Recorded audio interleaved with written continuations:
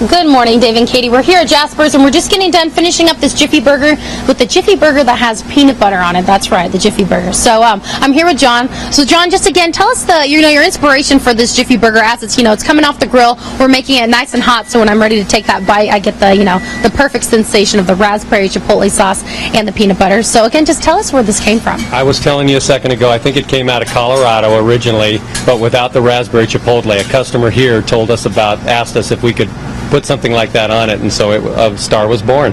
A star was born, that's for sure, and I'm excited to take a bite into it. And then also, actually, here it comes. Fresh right off the hoppers. So actually, let's just go ahead and take a bite into it right now. Piping hot.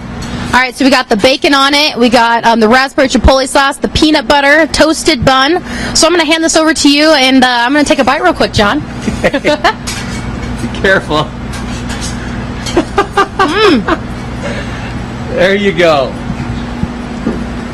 Well, it definitely has a lot of flavor. As you can see, it's all over my hand right now. Hopefully I didn't spill any on me, but No.